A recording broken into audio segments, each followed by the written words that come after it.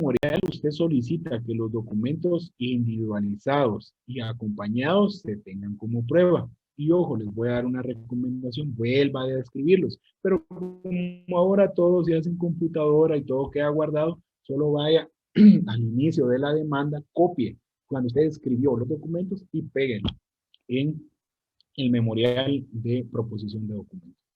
Y por último, vean pues, por último en el diligenciamiento, el juez en audiencia o sin audiencia va a incorporar física y materialmente los documentos al proceso mediante su lectura y va a dictar una resolución en donde los admite como prueba y se va a notificar a las partes. A partir de este momento se tienen los 10 días para impugnarlos a los que hacía referencia el tercer párrafo del artículo 186. Les voy a contar en la práctica qué es lo que pasa.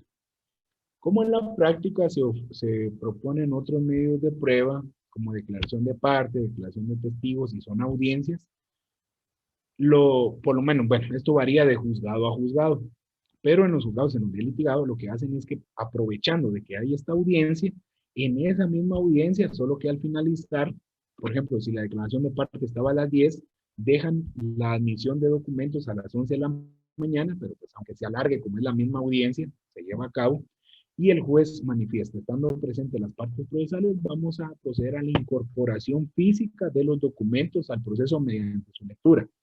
Y aquí viene la práctica.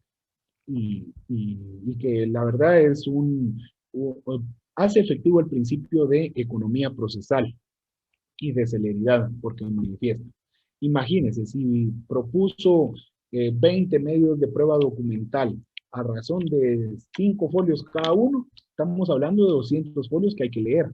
Entonces dice el juez, ¿están de acuerdo las partes a que se omita la lectura íntegra y solo se identifique a qué se refiere el documento? Yo siempre he estado de acuerdo y la mayoría de abogados sí, porque pues en nada altera el contenido del documento. Entonces, eso es lo que acontece y finalmente aquí no se suscribe un acta, sino que solo se dicta una resolución. Entonces, así es como opera un documento en la práctica. Ya casi terminamos. Sí, estos son más fáciles. Los medios científicos de prueba. Artículo 191. ¿Quién le da lectura, por favor, compañeros?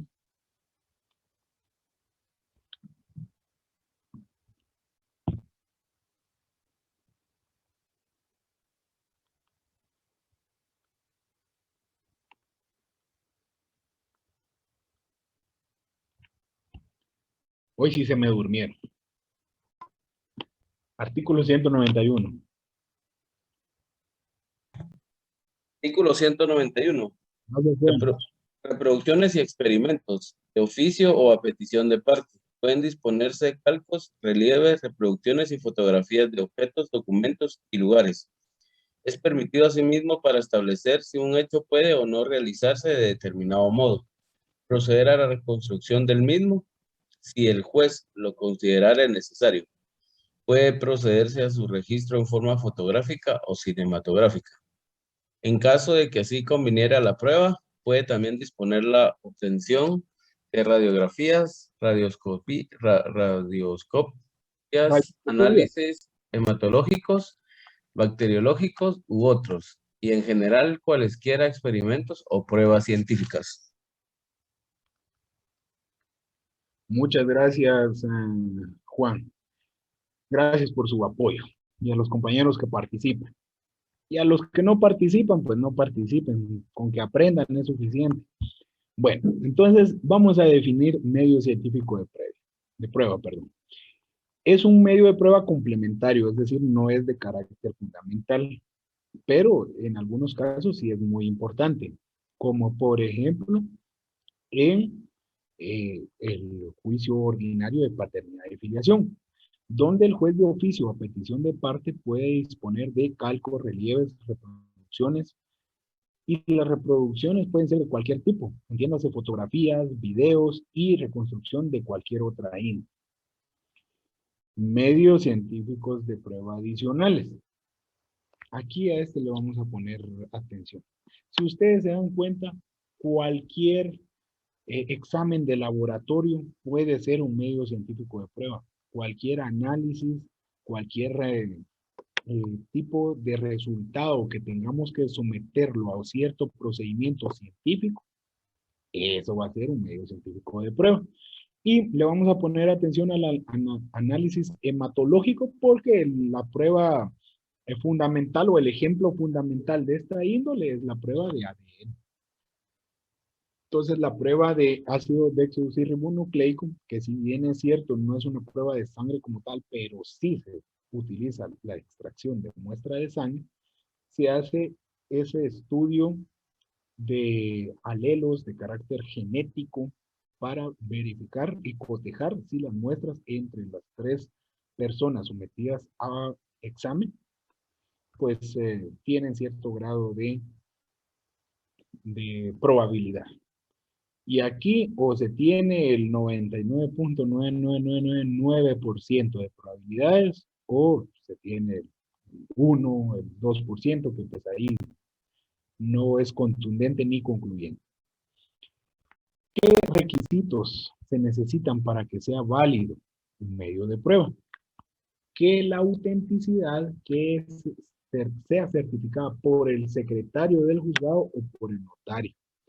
Si ese medio científico de prueba, que es un informe, es decir, es un documento, ingresa al proceso, pero no deja sentado el secretario la fecha, la hora y de parte de quién lo recibió, usted podrá alegar la nulidad o la falsedad de ese documento. Pero pues lo más aconsejable, si usted lo va a proponer dentro del proceso, la legalización notarial de firmas como notario, como nosotros somos abogados y notarios, yo mismo lo realizo. Y si alguna institución pública o privada lo va a incorporar al proceso, pues que quede certificado por el secretario. Eso es lo más importante en cuanto a los medios científicos de prueba. Y ya para finalizar, tenemos las presunciones o prueba conjetural o de conjeturas. Espero que con las explicaciones que se han dado en las clases anteriores y el día de hoy, ustedes ya tengan una noción de qué es una conjetura o una presunción. Pero si no, con gusto, pues voy a tratar de explicarlo con formas, de una forma distinta y sí les va a quedar a ustedes una pequeña tarea de verificar en los códigos civiles, procesal civil, por ejemplo, la ley de orden judicial que aquí se indica, las presunciones que tenemos en pantalla. ¿Por qué? Porque son presunciones legales, la propia ley las contiene.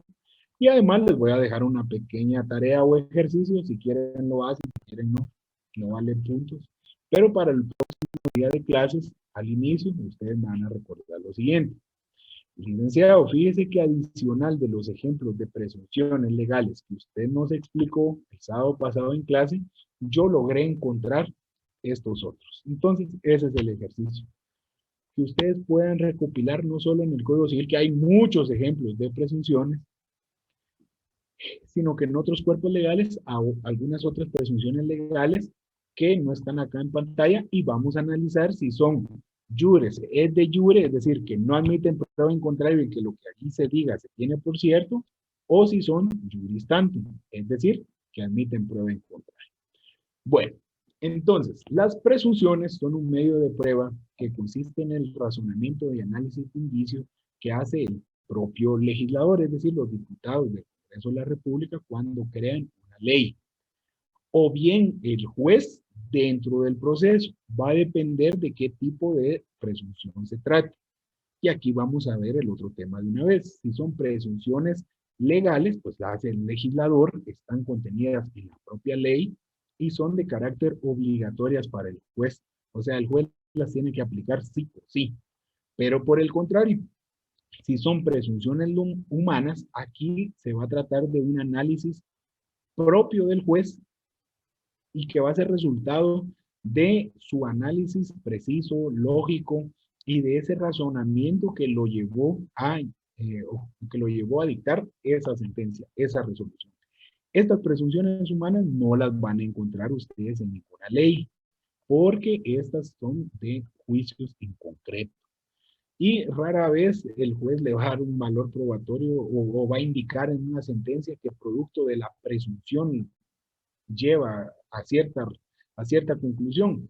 Lo que pasa es que el juez le da valor probatorio a los medios de prueba que se describen en sentencia, pero que fue producto de esa presunción humana. O sea que a los otros medios de prueba, para analizarlos con el sistema de valoración de la sana crítica razonada, el juez tuvo que analizarlos por medio de una presunción que su propia experiencia a lo largo de los años le ha dado. Entonces, ya para concluir, las presunciones legales se dividen en dos. La juris tantum, que sí admiten prueba en contrario, por ejemplo, el artículo 200 del Código Civil, que estábamos analizando la prueba del ADN, que la prueba de ADN, perdón, que contra la presunción de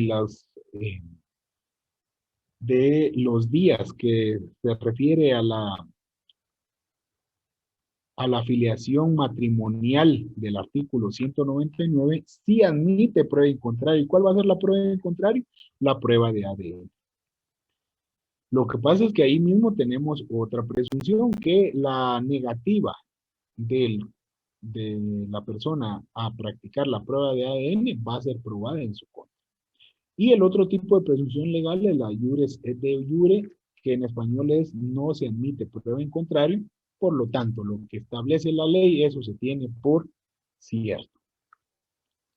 Y pues les dejo un pequeño ejercicio de analizar cada uno de los artículos que yo he colocado aquí de ejemplo. Ya para concluir el día de hoy, vamos a finalizar con las fases del juicio ordinario que nos hace falta. Y vamos a concluir pues analizando todo el esquema del juicio ordinario como tal. Recuérdense lo que les dije al inicio. Todo subtítulo que tenga resaltador amarillo es una fase del juicio ordinario. Entonces, cuando terminan o pasan los 30 días del periodo de prueba, hay otra fase que se llama conclusión del periodo de prueba. Es la etapa que acontece entre la conclusión de la fase de prueba y la solicitud para la vista. Esta sí es una etapa que es de oficio porque le corresponde al secretario hacerla constar. La siguiente fase es la vista, que muchos confunden qué es la vista. Bueno, de cada cosa he tenido estudiantes que la confunden con otro proceso, como fase de prueba, o algunos abogados que lo confunden con una incidencia, un tipo de incidente, pero no, es bien fácil. La vista es un acto procesal donde las partes van a presentar sus conclusiones y alegatos de forma oral o por escrito. Y aquí entre paréntesis tengo lo que acontece en la práctica. Siempre va a ser por escrito, salvo que alguna de las partes lo hubiera pedido que fuera de forma oral. El juez va a señalar esta audiencia dentro del plazo de 15 días siguientes de haber sido solicitada. Entonces, concluye el periodo de prueba, se nos notifica a través de una resolución y nosotros como partes procesales vamos a presentar un memorial en donde le vamos a manifestar al juez lo siguiente. Señor juez, en virtud que ha finalizado el periodo de prueba y siendo el momento procesal oportuno, solicito que se señale día y hora para la vista. Si ustedes son buenos oradores, si se les facilita la palabra y van a dejar impresionado al juez, van a pedir que sea de forma oral. Sobre todo si el abogado de la parte contraria no es buen orador, pero por el contrario, si ustedes están empezando, no les gusta hablar en público, porque los conozco después de estos 6 meses, ya sé que no les gusta hablar, mejor no vayan a pedir que sea público, solo les dicen que se señale día y hora para la vista. Ya se entenderá qué va a ser por escrito. Cuando la parte contraria la solicite de forma verbal, ahí se preocupen. Ahí van a tener ustedes que estudiar su expediente. Bueno, entonces, en resumen, ¿qué es la vista? Hagan de cuentas que es una audiencia final. Es una fase final en donde van a presentar sus alegatos finales. Y como son alegatos finales, son las conclusiones a las que arribaron a lo largo del proceso. Les voy a dar un ejemplo de cómo se realiza la vista. Señor juez, yo indiqué en la demanda que el demandado es el padre biológico de mi hijo menor de edad. Esto fue confirmado con la prueba de ADN cuyo resultado fue positivo. Por lo tanto, señor juez, en sentencia quiero que se aclare con lugar la demanda. Eso es la vista. Es un alegato final. Entre más resumido y pequeño lo haga, mejor, más atención le prestan a uno. Por último, tenemos antes de la sentencia otra diligencia que se llama auto para mejor fallar. Esto es de carácter eventual, porque este acto procesal puede o no puede pasar dentro del juicio. ¿De quién depende? Del juez, porque es facultad del juez decretarlo o no y que va a servir para practicar otros medios de prueba si a su juicio fueran insuficientes los que existen. El plazo para dictar el auto para mejor fallar es de 15 días. Los plazos para la vista y para el auto para mejor fallar supletoriamente se aplican del artículo 142 de la ley del organismo judicial. Entonces rara vez acontece que el juez de oficio va a señalar auto para mejor fallar, salvo que no tuviere con claridad la decisión a tomar en este caso. Y por último, la parte procesal, el último acto procesal con el cual termina el proceso y que es propio del juez, porque aquí ya las partes ya no tienen que hacer nada, es la sentencia, por medio del cual las partes dan saber su decisión de los hechos y pretensiones argumentados, resolviendo así el litigio y poniéndole fin al juicio planteado. Se señala entre un plazo de 15 días de conformidad con la ley del organismo judicial en el artículo 142. Y en cuanto a su naturaleza jurídica, la sentencia es de carácter público, es procesal, pues se da dentro del proceso, y es de carácter lógico, porque es un acto propio del juez que lo realiza a través de su actividad mental, aplicando el sistema de valoración de la sana crítica razonada y el medio de prueba legal o tasada cuando así proceda. Por último, los requisitos de la sentencia, así como tenemos requisitos de toda primera solicitud o primer memorial, tenemos requisitos de forma regulados en el artículo 143 de la ley del organismo judicial, en donde se entiende lugar, fecha, resumen de lo acontecido en el juicio, firma del juez y del secretario y requisitos de fondo, donde tenemos consideraciones de hecho, de derecho y el fundamento de derecho, parte resolutiva con la cual contenemos con el cual se da respuesta satisfactoria a alguna de las dos partes en cuanto a sus pretensiones. Yo lo que les recomiendo es que como ya tienen ustedes en sus archivos ejemplos de juicios ordinarios, sobre todo el juicio ordinario de paternidad y filiación en materia de familia que estamos estudiando, analicen ustedes cada una de las fases. Y finalmente, pues quiero compartir con ustedes el esquema del juicio ordinario en donde están cada una de esas fases. Este es de mi autoría, yo lo hice cuando estaba estudiando el examen privado y pues tienen ahí marcados los plazos, que es importante que ustedes lo sepan, pero sobre todo que conozcan la ley y el juicio. Como ya ustedes tienen este archivo que yo se los proporcioné, pues lo podrán analizar.